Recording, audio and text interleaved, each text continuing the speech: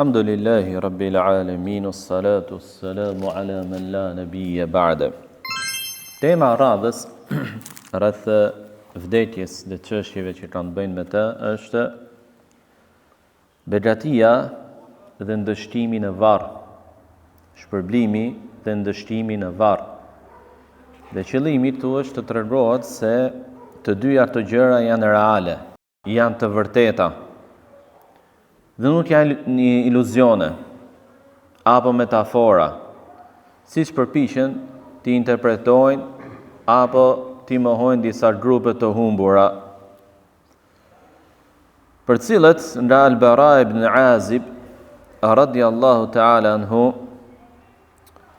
se i dërguari i Allahut sallallahu alaihi wasallam kur tregoi se me lajket në varr e pyesin robin besimtar dhe ai përgjigjet me suksesin që i jep Allahu, atëherë një thirrës thërret nga qielli: robi im tha të vërtetën, prandaj shtrojini atij shtroje nga xheneti. Kuptimi me shtrojet, pra qilima, tapete, diçka që është nën këmbët e njeriut. Visheni atë me veshje të xhenetit, hapini atij një portë për në xhenet.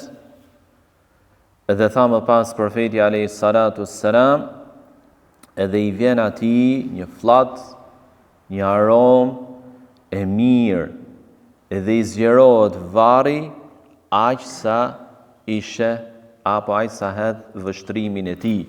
Pra zgjerohet varri në përmas shumë të madhe. Dhe në një përcjellje tjetër i vjen atij një person me fytyrë të bukur, me rroba të mira, me aromë të këndshme. Dhe i thot: përgëzohu i thot me atë që do të kënaqësh, pra do të përjetosh kënaqësi. Përgëzohu me kënaqësi nga Allahu edhe me xhenete, kopshte në të cilat ka begati të përhershme.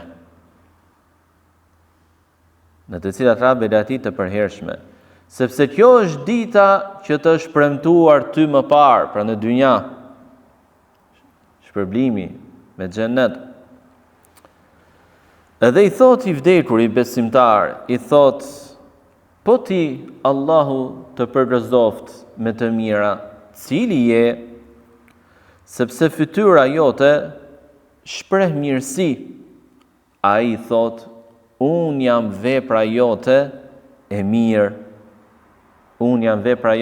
mirë. Pra veprën e mirë të besimtarit Allahu Azza wa Jall e shndron në njeri, në pamjen e njeriu, në pamjen shumë të bukur, me rroba shumë të bukura, me aromë shumë të mirë. Pse e shoqëron në varr puna e mirë? Sepse është vetëm në atë varr. Është i ri në atë jetë të re të berzakhut, të jetës së varrit. Dhe Allahu i lartësuar nuk e le në vetmi, por i jep të shoqëri të mirë. Siç ishte i pandar nga veprat e mira në dynja, nuk ndahet prej tyre, por në një formë tjetër edhe në varr. Dhe kjo është një formë nderimi që Allahu i lartësuar ja jep robit të tij. Edhe Allahu nderon në mënyrën më të mirë. Edhe i thot më pas, puna e mirë, pra e shndruar në këtë pamje: betohe me Allahun se ti ke qenë i shpejt në bindje ndaj Allahut dhe tepër i ngadalt në gjunafe. Allahu ta shpërbleft me të mira, i thot. Pra ti ke qenë i shpejt në bindje ndaj Allahut. Pra e përgjithshmja të ty ka qenë bindja ndaj Allahut.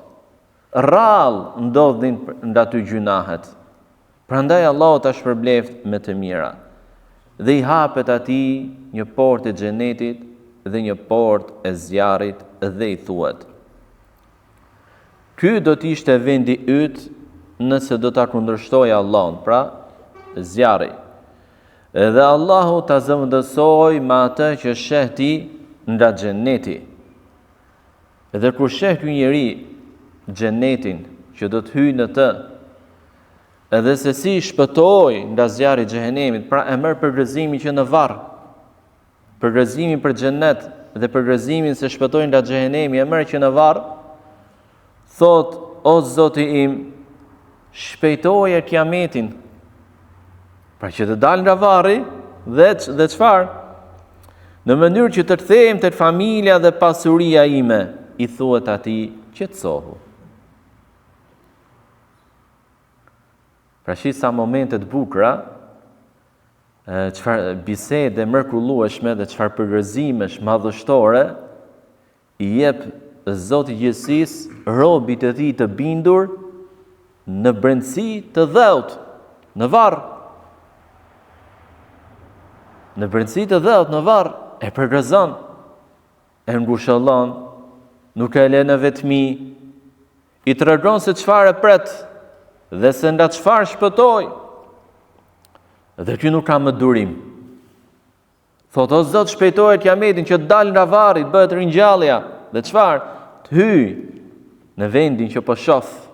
Nuk i durohet të shohësh xhenetin. Nëse dikush nga ne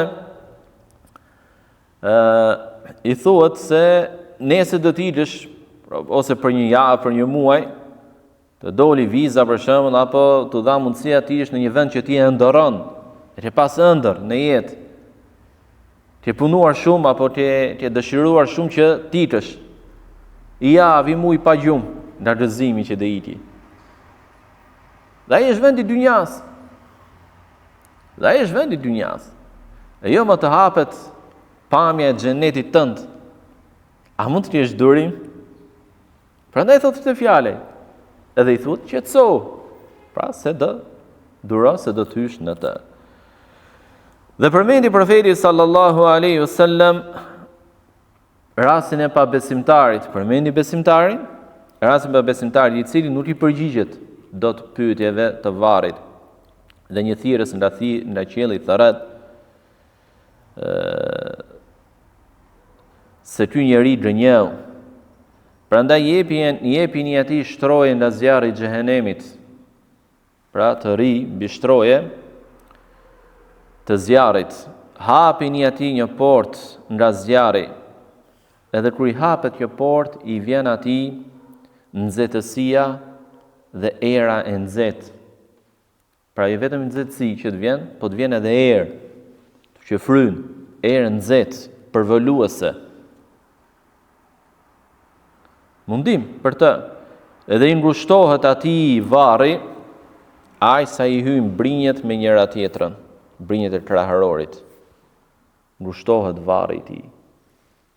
Aq sa i hyn brinjet me njëra tjetrën. Pra, trupi i njeriu nuk ka ndonjë gjërësi. Dhe brinjet janë afër. Imagjinoni sa mbyllet ai varr. Allahu na rujt. Allahu na rujt. Saqë brinjet hyn me njëra tjetrën, si bëhet njëri pet. Allahu na rujt. Dhe i vjen atij një person me fytyrë të shëmtuar, me rroba të këqija, me një erë të rëndë, të neveritshme. Edhe i thot ky njeri, ky që vjen, pra i thot ky që vjen, kjo është e keqja e cila të pret, kjo është dita që të premtohej ty. Ai i thot, po ti, që Allahu të dhënd të keqe, cili je, sepse fytyra jote është fytyra e dikujt që vjen vetëm me sharr, nuk ka hajër në të, nuk ka mirësi në të. Ai i thot, unë jam puna jote e keqe. Unë jam puna jote e keqe. Betohem me Allahun, se ajo që dinë dhe kam parë nga ty është se ti ishe i ngadalt në bindjen ndaj Allahut dhe i shpejt në kundërshtimin e tij. I shpejt në kundërshtimin e tij. Pra, e përgjithshmja të ky njeri ishte kufri, shirku apo gjunafet. Dhe rrallë mund të bënte ndonjë vepër të mirë. Dhe i le Allahu si shoqëri atë që veproi në dynja. Nuk të ndahet. Ajo që veprove, ajo do të shoqëroj ty në varr. Gjë që tregon vëllezër rëndësinë që do t'i japim punës së mirë. Pra, çfarë shoku dhe shoqëruesi dhe i japim vetes tonë në varr. Të zgjedhim se me kë do të rrim në varrin tonë. Me punën e mirë, që kishte atë pamje, atë mirësi, apo me punën e tonë të keqe që e shndron Allahu në atë pamje, me rroba dhe erë të keqe. Dhe i thotë, prandaj Allahu të dhënë të sherrin, të keqin.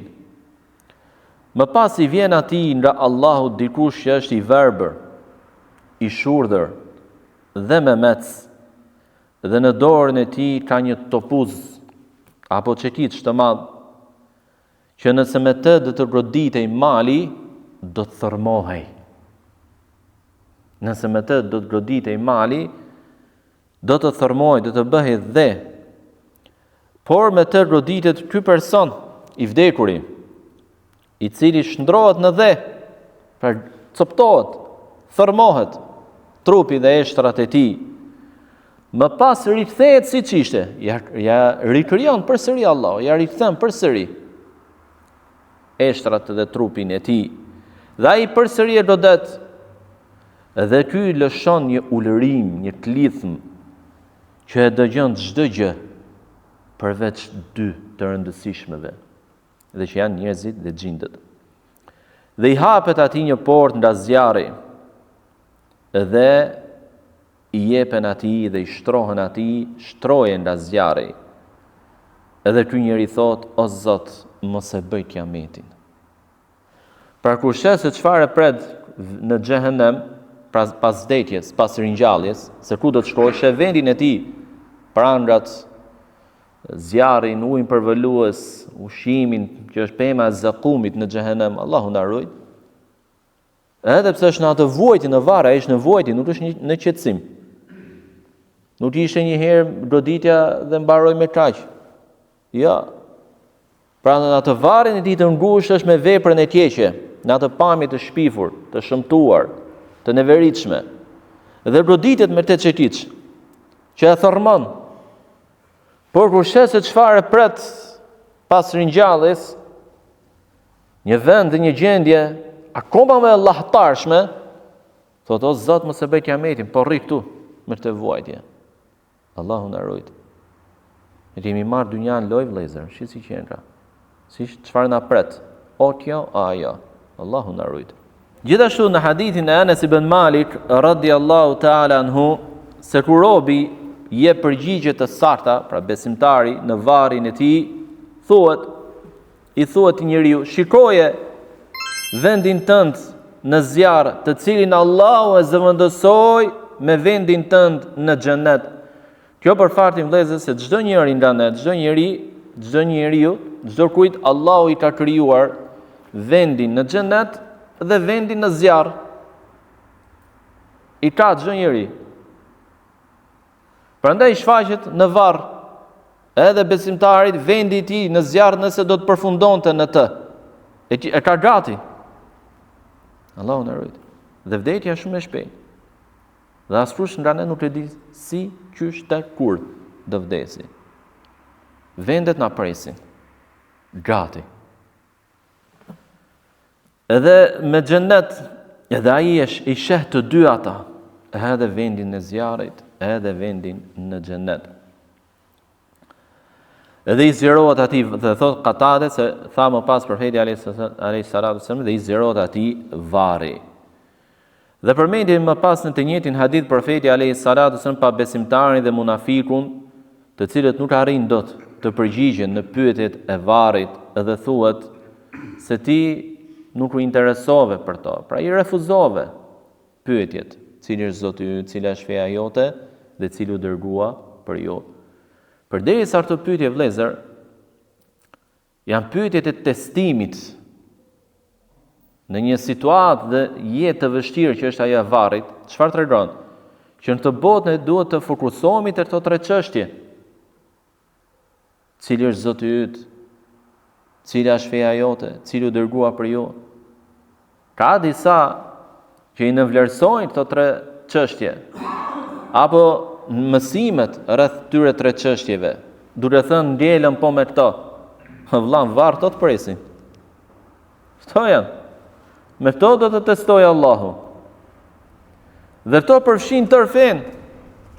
Të njohësh Allahun dhe ta adhurosh të vetëm dhe ka shtjellim. Të njohësh Islamin dhe ka shtjellim, të njohësh të dërguarin e tij, ta besosh, ta pasosh, të bindesh dhe ka shtjellim.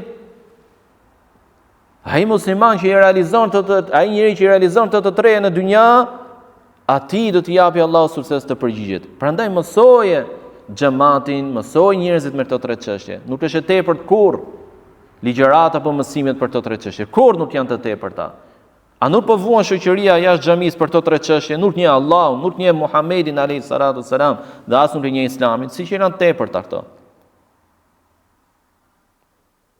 Zot na ruaj nga këto gjuhë të cunguara, që nuk kanë njohur thellësisht themelet e fesë. Pyetjet e varrit. Pyetjet e varrit. Çfarë do më për të kuptuar rëndësinë e tyre? Dhe goditet me çekiç nga hekuri midis dy veshëve të tij, edhe ai lëshon një ulërim apo klithm që e dëgjon çdo gjë, e dëgjojnë kafshët, e dëgjojnë krijesat e tjera, përveç dy të rëndësishmeve, pra që janë njerëzit dhe xhinet. Por ashtu transmeton Buhariu dhe Muslimi, dhe teksti është Buhariu, se ku njeriu vendoset në varrin e tij dhe përmend më pas hadithin dhe përmendet më pas se i zgjerohet varri 70 para krah dhe i mbulohet me të gjelbër deri në ringjallje. Pra i vishet me të gjelbër. Keni parasysh një ambient që është i gjelbër, është i bukur. I bukur është i këndshëm, qetësues për syrin, relaks për trurin, për shpirtin, relaks. Pra ai varr i errët kur futesh, ai tokë e thatë apo e lagësht e zezë, si ta shndron Allahu. Nderim nga Allahu për robin e tij besimtar. Allah na bëf prej tillëve. Më pas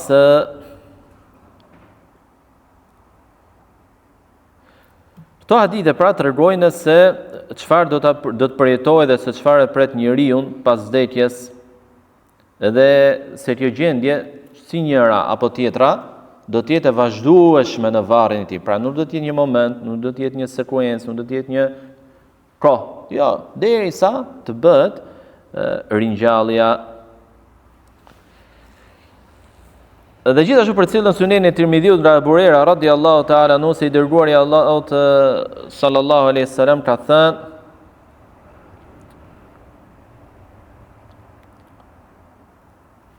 hadithet që përmendëm më parë, pra për zgjerimin e varrit, për mbulimin, për ndriçimin e tij, për veshjen e tij me të gjelbër, dhe personi kur sheh këto shpërblime që po përjeton në varr dhe ato që e presin në ringjallje, thotë më lejoni mua të them tek familja ime që t'i tregoj.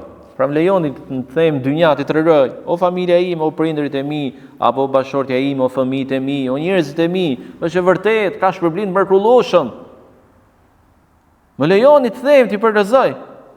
E thot ai këtë fjalë, pavarësisht se nuk ndodh kjo gjë, nuk lejohet për të. Por i thuhet atij, e fli si gjumi i dhëndrit, të cilin e zgjojnë vetëm njerëzit më të dashur të tij. Si flen dhëndri apo nusja natën e parë të martesës kur zgjohen, si flen gjumin e qetë.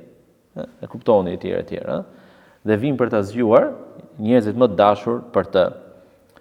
Dhe kjo derisa të ringjall Allahu ty nga vendi ku je Ndërsa përse për të munafikut, ato i thonë, pra pas i bëjmë pyetjet, ne dinim se çfarë do të thojë ti dhe i thuhet tokës, ngushtohu për të, mblidhu. Pra ngushtohet varri atij derisa i hyn brinjët, i gërshëtojnë brinjët me njëra tjetrën dhe vazhdon të përjetojë dënim derisa ta ringjalli Allahu. Imagjinoni njerëz vëllezër që kanë vdekur qindra e mijëra vjet më parë si pabesimtar, vazhdojnë dënohen. Derisa të bëhet kiameti, dhe se sa do kiameti Allahu alem. Ata vazhdojnë dënohen. Një moment nuk durohet nga një dënim i tillë, nuk durohet një moment. Imagjinoni dishin të bjerë një gur i madh mbi dish, çfarë dhimi është jep. E jo më brinjtë të krarojë të gërshëtohen e të hyjnë tek njëra tjetra. Allahu na ruaj. Apo ai çetici që të rodet. Allahu na ruaj. Dhe për të mos u zgjatur, ne po i përmendim këto për të vërtetuar që dhe argumentuar se si shpërblimi, si dënimi në varr janë real, janë të vërtetë. Nuk janë iluzione, nuk janë metafora, nuk janë hamendësime e tjerë. Gjithashtu për cilët në hadithin Bara ibn Azibit thotë, ishim në një xhenaze në Beqiul Gharqad me të dërguarin e Allahut sallallahu alaihi wasallam. Ai ul dhe ulëm edhe ne pas tij, pra. Ata ulën pas profetit alayhi salatu wassalam dhe qëndronim sikur mbi kokrat tona të kishte zog. Zog. Si ri njeriu kur ka një zog dhe s'do të iqi, nuk lëviz. Se po të lëvizë i në zog, ashtu po qëndronin sahabët. Pra shihni çfarë respekti kishin ata në prezencë të dërguarit e Allahut sallallahu alaihi wasallam. Dhe ndërkohë po hapej lahdi, ai xhepi në varr. Po hapi për të vdekurin. Keni parasysh të xhepin ansor në varr. Profeti sallallahu alaihi wasallam tha, "A'udhu billahi min adhabil qabr" 3 herë. I kërkojmë mbrojtje Allahut nga dënimi në varr. I kërkojmë mbrojtje Allahut nga dënimi në varr. I kërkojmë mbrojtje Allahut nga dënimi në varr. Më pas përmendi profeti alayhi salatu wasallam, ne lexojmë në përmbledhje hadithin për të mos u zgjatur. Edhe se çdo fjalë e profetit alayhi salatu wasallam është bereqet dhe shpërblim. Përmendi robin besimtar kur është duke shkuar për në ahiret dhe po largohet nga dynjaja, pra momentin në agoninë e vdekjes. I zbresin atij me lajket me fytyra si të diellit, pra fytyra të bukura, të ndritshme, i vinë me lajket. Ku në momentet më të vështira, momenti më i vështirë për çdo rob të gjallë është agonia e vdekjes. Dhe ndoshta çdo kujt nga ne mund të jetë rastisë që të jetë qëndruar pranë njeriu që është duke dhënë shpirt, çfarë vështirësish ka ai, frymëmarrja, i pret goja e tjerë. Allahu na lehtësoft. Dhe në këto momente Allahu nderon robin e tij besimtar duke i dërguar këto mysafir të mirë dhe të bukur, me fytyra të ndritshme. Momentet më të vështira, shihni çan nderimi i jep Zoti bujar. Mirë për atë që ja ktheu shpinën Zotit i tij dhe ndoqi shejtanin. Çfarë nderimi, çfarë mirësie dhe shpërblimi humbi dhe e privoi veten e tij nga ajo. Dhe ato mbajnë qefina nga qefinat e xhenetit. Qefina nga qefinat e xhenetit. Dhe nga aroma e xhenetit, vime dhe parfumet e xhenetit. Allahu akbar. Dhe ulen rreth tij aq sa sheh vështrimi i tij. Pra vjen një numër i madh me lajkësh. Numër i madh. Pra kjo prania e madhe e këtyre me lajkëve me fytyra të bukura, me qefin të bukur, me aromë të këndshme, për robin që po largohet nga dynjaja. Nderim nga Allahu Azza wa Jall. Dhe më pas vjen edhe meleku i vdekjes, pra kryesori, ai që merr shpirtin.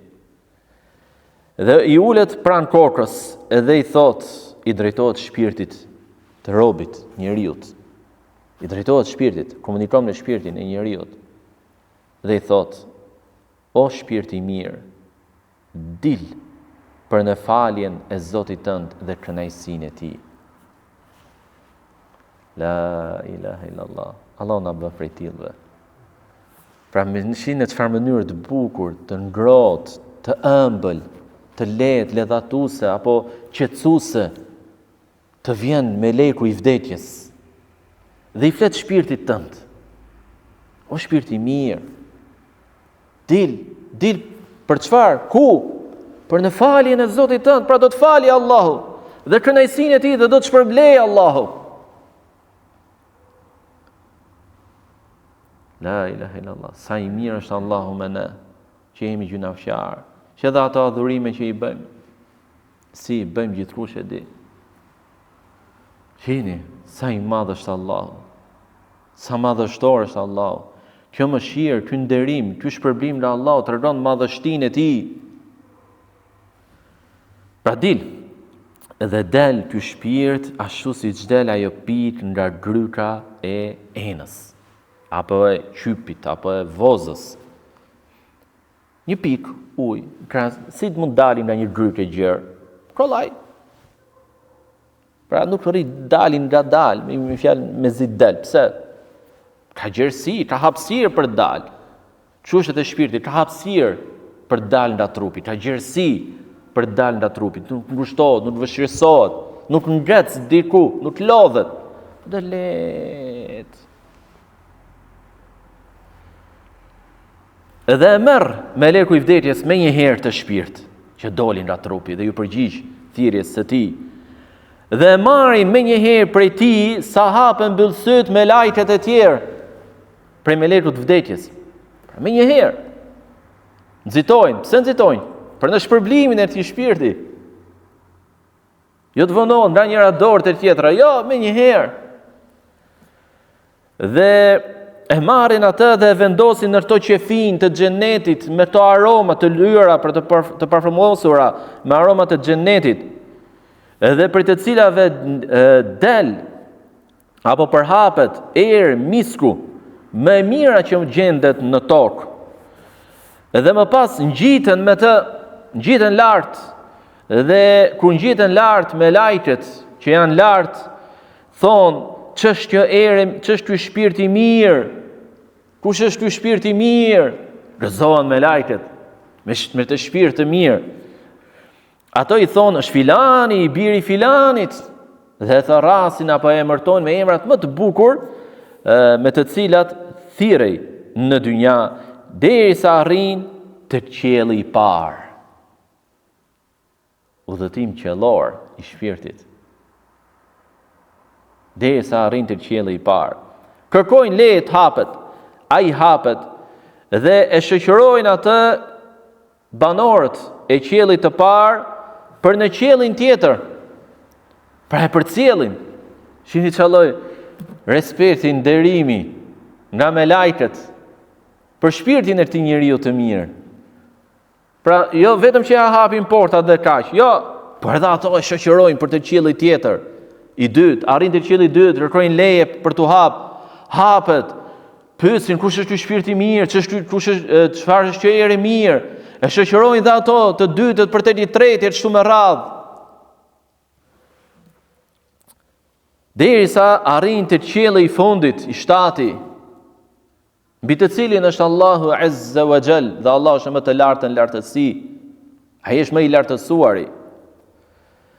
Edhe thot Allahu Azza wa Jall, shkruajini librin tim, shkruajini librin e robit tim në Illijin. Shkruajini librin, regjistrin, punët e mira të robit tim në Illijin.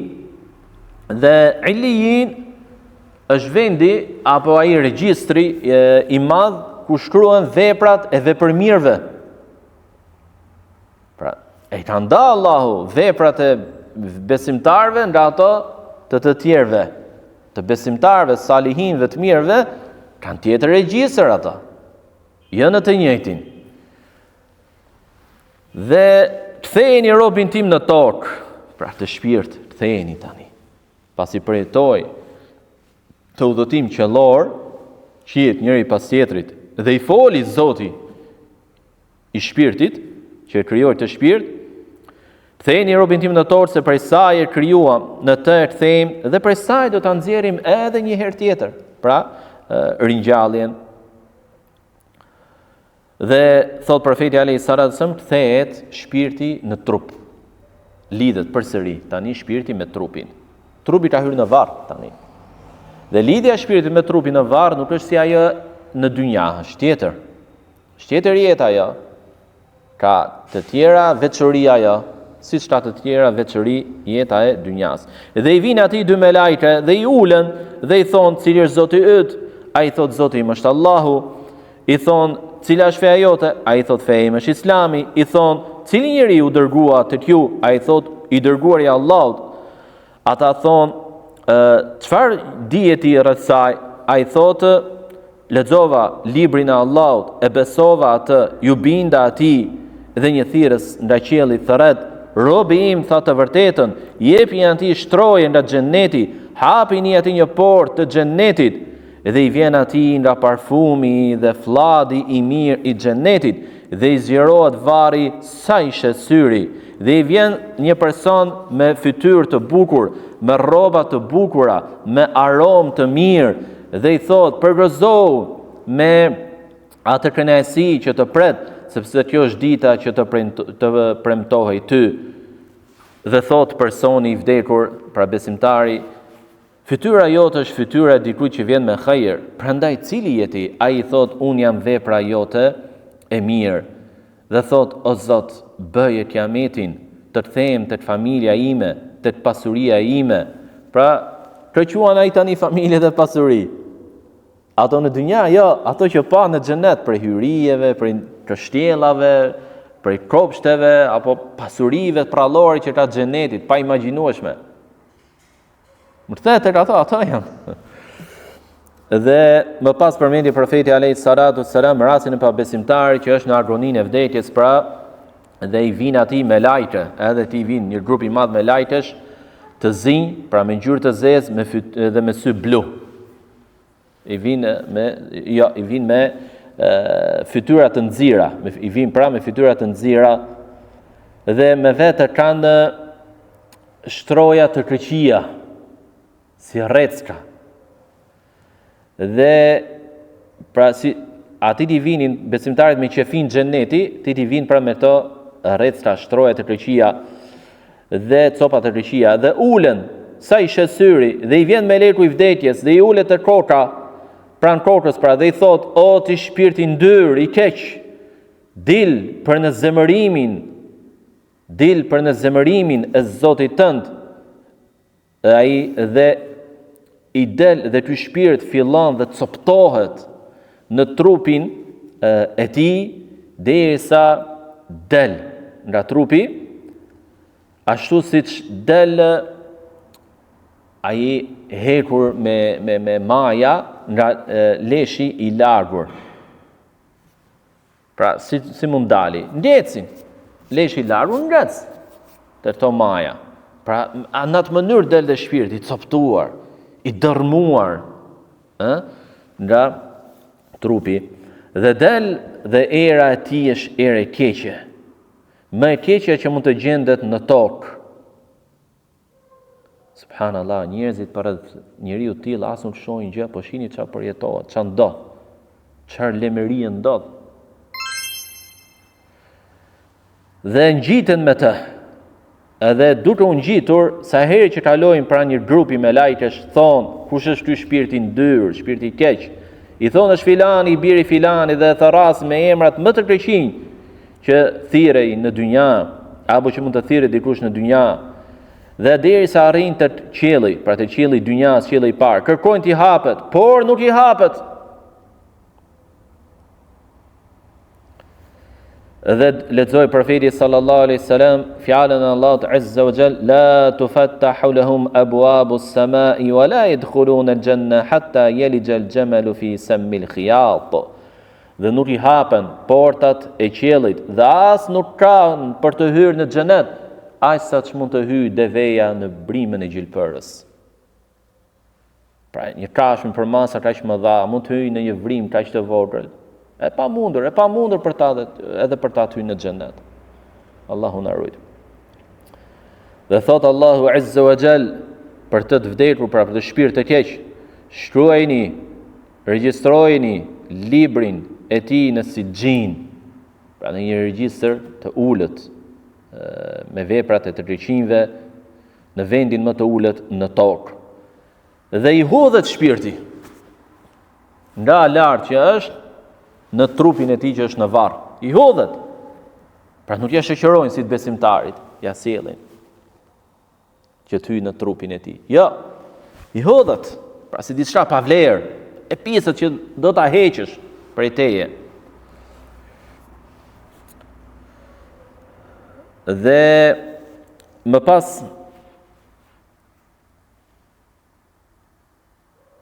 dhe lexoj profeti alayhi salatu sallam fjalën e Allahut subhanahu wa taala o men yushrik billahi fa ka'annama kharra min as-sama'i fatakhtafu at-tayr aw tahwi bihi ar-rihu fi makanin sahiq.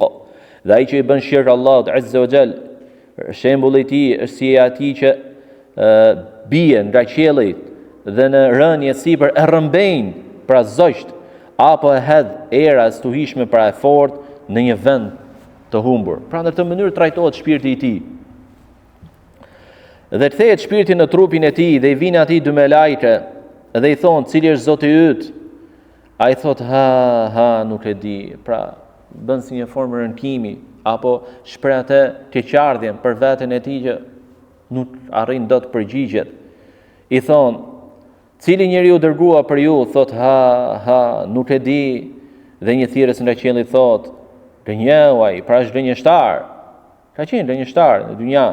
Pra në jepini ati shtroje të zjarit, hapini ati një port nga zjari, dhe kur i hapet ajo i vjen nga nxehtësia dhe era e nxehtë e zjarit, dhe i ngushtohet varri sa i hyn brinjet me njëra tjetrën, dhe i vjen një burr me fytyrë të shëmtuar, me rroba të këqija, me erë të rënd të keqe, dhe i thotë ti do të marrësh nga e keqja. Pra jep lajm që do të përjetosh të keqen, sepse kjo është dita që të premtoj ty. Dhe ai thot, edhe fytyra jote është fytyra dikujt që vjen me sherr. Pra vjen me diçka të keqe. Prandaj kush je ti? Ai thot jam puna jote ndyr, thot i vdekuri, Zoti im, mos e bëj kiametin. Dhe i njëjti hadith ndër të tjera, pra kur përshkruhen dy melajket që bëjnë pyetjet në varr, siç vjen në Sahihin në hadith të saktë, nga Abu Huraira radhiyallahu ta'ala anhu, se janë melajket, të dy melajket pra Munkeri dhe Nekiri, janë me ngjyrë të zezë dhe me sy blu. Pamje frikshme. Të zinj, të errët, pra keni parasysh të blozën, të zinj dhe sy blu. Si mund të jetë i tillë? Allahu na ruaj. Pra, e zezë e fort, blu e fort. Dhe përmendin dietarët se hadithet për shpërblimin dhe ndëshkimin e varr janë mutawatira. Hadithet mutawatira janë ata hadithe që një grup i përcjell nga një grup. Pra, nuk jemi në zinxhirin e transmetimit individ nga individ, po xhamat nga xhamat. Dhe hadithet e tilla pra janë të forta, sepse është e pamundur që një përcjellje e tillë, grupe njerëzish përcjell nga njëri tjetri të gabojnë. Është e pamundur diçka e tillë. Prandaj thonë është detyrë pranimi dhe besimi i haditheve të tilla dhe nuk lejohet që të flasim për ton nga mendja jon, pra për jetën e varrit nga mendja jon, sepse arsye apo logjika apo mendja e njeriut është e pamundur të zbuloj vetë, pra nga vetja vet diçka rreth tyre. Dhe kthimi apo ngjitja apo bashkangjitja përsëri e shpirtit me trupin nuk është ajo që ka përjetuar njeriu i vdekuri në dynja, por është në një tjetër mënyrë. Pra kjo pra, ne lutim Allahun azza wa jall na japi neve përfundim të mirë, na lehtësoj ndarjen në këtë botë, na japi neve shpërblime dhe nderime prej tij, si në varr, po edhe pas ringjalljes me hyrje në xhenet, na ruaj neve nga dënimi i varrit dhe çdo vepër e fjalë që bëhet sebeb për të. Wa subhanakallahumma bihamdik ashhadu an la ilaha illa anta astaghfiruka wa atubu ilayk.